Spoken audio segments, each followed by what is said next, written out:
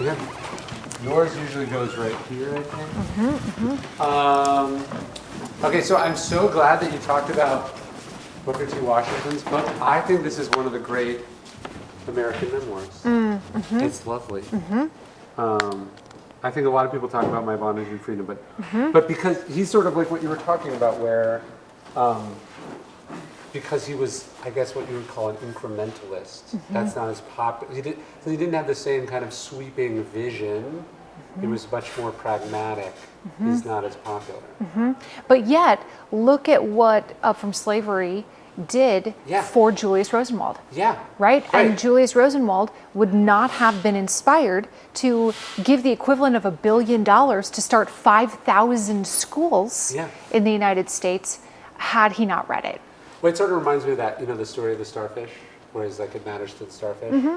He's a good example. So yeah, he doesn't have this sort of sweeping, grand, and morally correct vision of equality and whatever, but mattered to all the people that went to those fucking schools, And it mattered to their descendants and their families and their descendants' and people like Toni Morrison and John Lewis who attended those schools, who have gone on to change the course of history as well. I love the story about him sweeping the floor too. That's how he gets into college. Yes. It's so good. Yes. I cleaned the blackboard. I did it 3 times. Yes. And it makes complete sense that they could not have used another sort of admissions test. So we have this book. I don't know if we still have it. Have you read? There was another hidden figure I was going to tell you about. Have you read Paul Jennings' memoir? It's called A Slave in the White House. Can you see if it's in there? Can you look up A Slave in the White House? It's this. He was Dolly Madison's slave. He's the one. Oh, I know who he is. She gets credited for saving the painting, but it was him. Yes, I do know this story. Yes, I love his story. He's amazing. Have you read this book on Emerson? This is a big one. I can send these to you. I know you're traveling. The Mind on Fire. So it's not a biography of him as a person. It's like an intellectual biography of him, and it's incredible. I don't recommend it, but is that 700 pages? Something like that? I would not recommend. Every page is good. Like mine is like all, because I folded almost every page. Wow. Okay. You just get like amazing stuff out of it. I loved it. But Emma Lazarus is not in here. What? Did you just look in the? Did you just look at the footnotes? That's so. Well, I hadn't heard that. I didn't know about their connection. I think we have. Let me see. Dina, do we have her left foot? Oh, here, or her right foot. See, I love this book. I know, that's so great. So good. It's so great. I know. I've read that to my kids many times. Yes. I loved it. And then, I mean, you don't often get such a good writer doing like this book. Yeah, exactly. No, I thought that book was incredible. Yeah, liberty and freedom from oppression are not things you get or grant by standing around like some kind of statue. These are things that require action, courage, and an unwillingness to rest. I love that. I love that. Yeah. Let me see what else.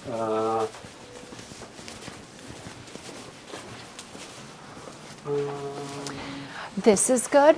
This one is good. I've read this one. I love Eric Larson. Wrote a piece about me for Texas Monthly. She's a great writer. Yes. I thought this.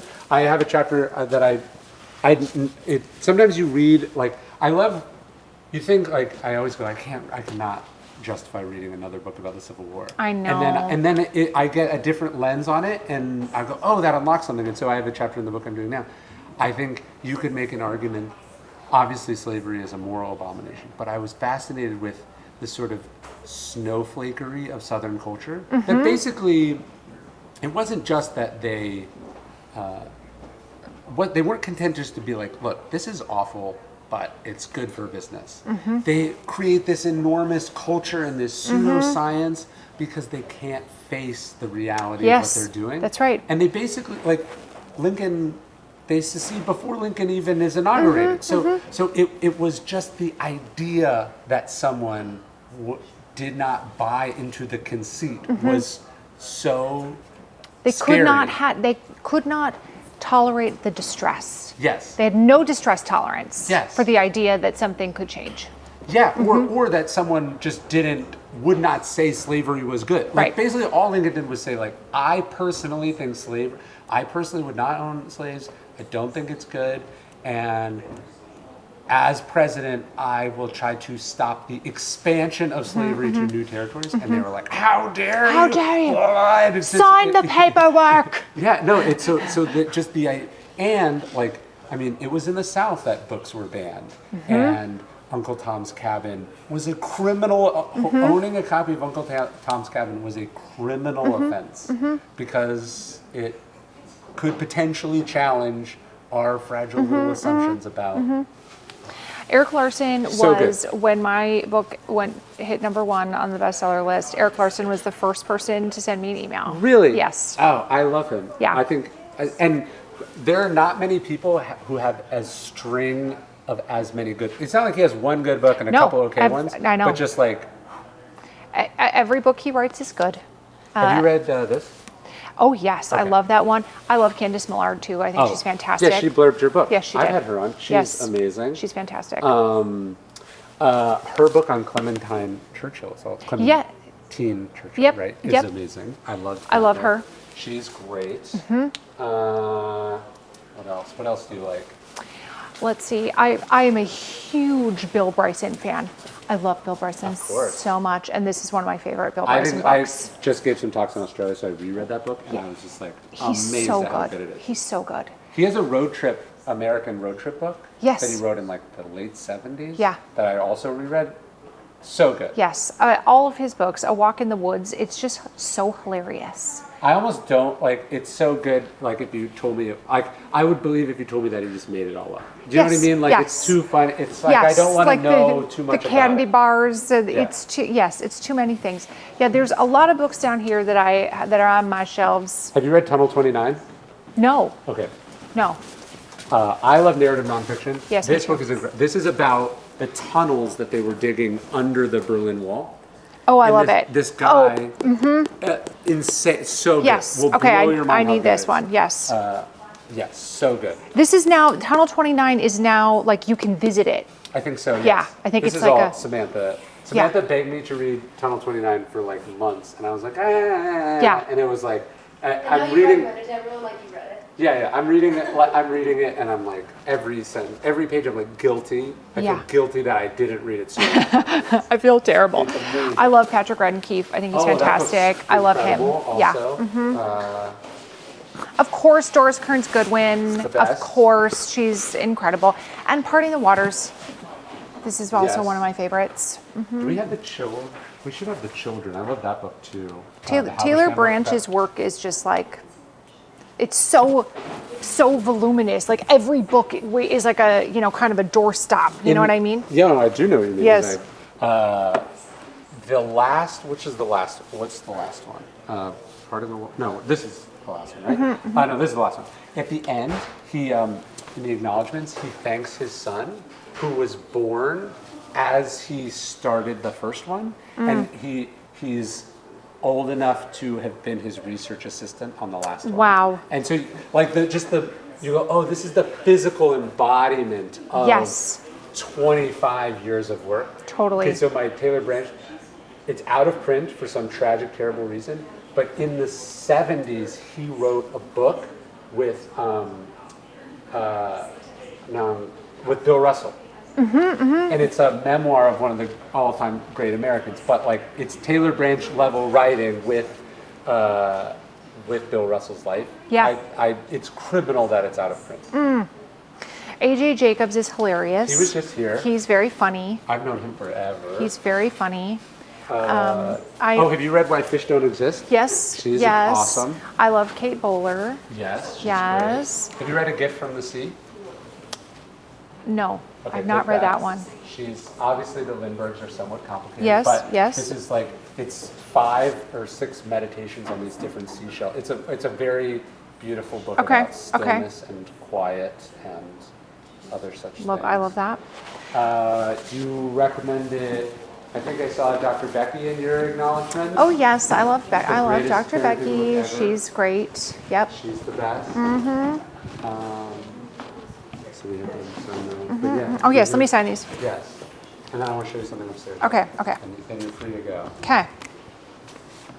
Guy, Thomas Clarkson, he's asked to write this paper in college at Oxford in the late 1700s, and he just, the question is, should humans be able to own other human beings? And he decides to write no, but mostly as an intellectual exercise. And then as he's leaving, he wins some prize for it. He goes, well, what if I'm right? And what if it is wrong? And he starts the anti-slavery movement in Britain. And so one singular human being eradicates essentially the oldest human institution. So good. He did King Leopold's Ghost. Yes, I have read that one. Yeah, look at how history favors the doers and not the critics. Yes. So weird how that works out. Secret rooms, secret tunnels. Oh, and a dog. And a dog. And a dog. Hello, dog. You seem cute. Say hi. Oh, he's just food-driven. What a chill dog. Weirdest acquisition, but This that. section of door molding removed from the White House during 1952. That's very cool. Isn't that cool? Where does one acquire such a thing? So when Truman took the White House down to the bone. Yep. And part of the way they funded it was they sold off all the chunks of it. Yes. And so there's lots of little things, like I just saw something go up the other day that was like a proclamation, and it's framed with wood from the, so they would just use it for stuff. Yeah. Like they'll use like a Republican convention. This is a gavel from a fence that Lincoln made. So they just used it as like relics fundraising. And stuff. And so now you just buy them at auction. Yeah. And then this one I thought you'd like. This is the book I'm working on now.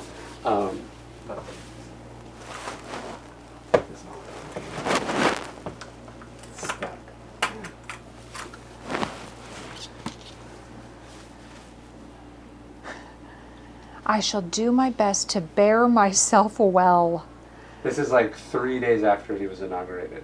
I am very much obliged to you, old fellow, for your letter. I shall do my best to bear myself well. Wow. What a cool thing. Just to be like, oh yeah, he's just like a guy who had a really hard job and he's adjusting to the job. Yeah. That's really cool. Executive Mansion, Washington. Yeah. That's very cool. Teddy Roosevelt's a fascinating figure, isn't he? One of my favorites. Yeah.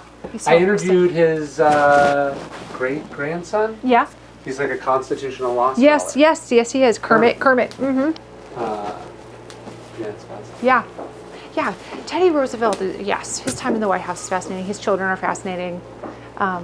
He's just an interesting guy all around. Yeah. He really is. Yes. Complicated, of course. Of course. As most of us are. Dude, I don't think you get to be president if there's not something wrong with you, though. Well, but that's true of all of us, right? Sure, but I think there's something inherently especially now, but even then, there's something unstable about not stopping at some point. I need the number one job. Yes. Yeah. Well, I mean, Teddy Roosevelt comes by it. He ascends to the presidency because he was vice president. Yes.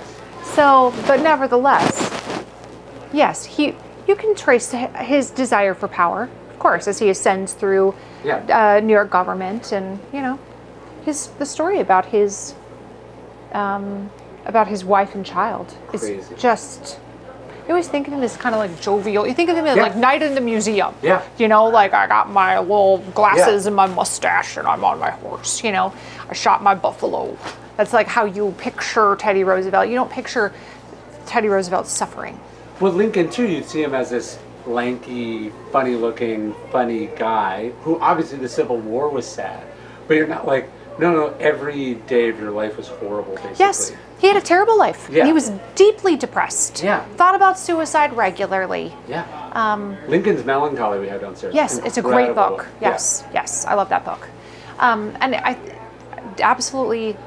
I think it's a good reminder for people that great leaders are not always the people who have the highest opinions of themselves. Sure. No, it's a vice in a leader, I feel like. Certainly can be. I have this one too. That is another presidential one. So I have pictures of my kids there. Yes. And then this is a memo from Truman. Mm-hmm. And so in the back they sent some other stuff, but it says, since the president will be out of office when the celebration will be held, how do you think we should answer it? Should we say that because of many similar requests, the president must ask to be excused? And then it says the proper response is underlined HST. And I try to use that to say no to things. Yeah, that's hilarious. Many similar requests. He must ask to be excused.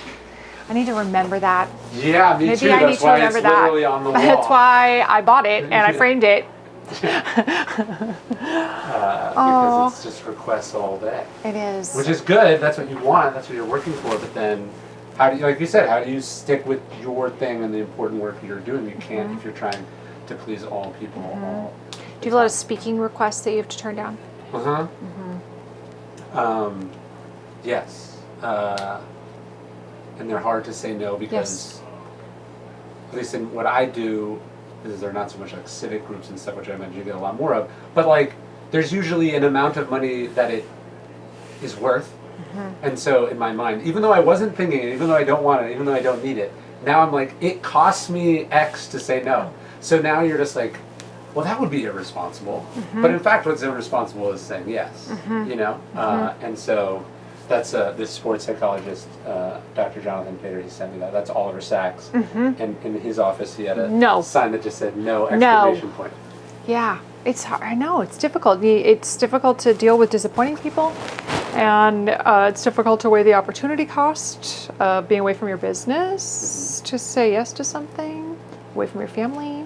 Having kids, I think, has been helpful because you're like, oh, yes, I don't want to disappoint you, this random person I don't know. But I'll disappoint this 5-year-old. You know, like my instinct is to want to please you, not to protect that other person. Yeah, which is I get it. Totally screwed. Yeah, I get it. Yeah, I really do. Well, what a cool spot you have here. Thank you. Thanks for having me. No, yes. of course. Thanks for everything you do. Yes. I read a lot. It's sort of my job. You can't write without reading. For almost 15 years now, once a month, I send out an email with my favorite book recommendations for that month. Books that I've been reading, books that I've been going through, books that changed my life, that inspired me, that I think connect to what's happening in the world. And you could sign up right now at ryanholiday.net/reading list.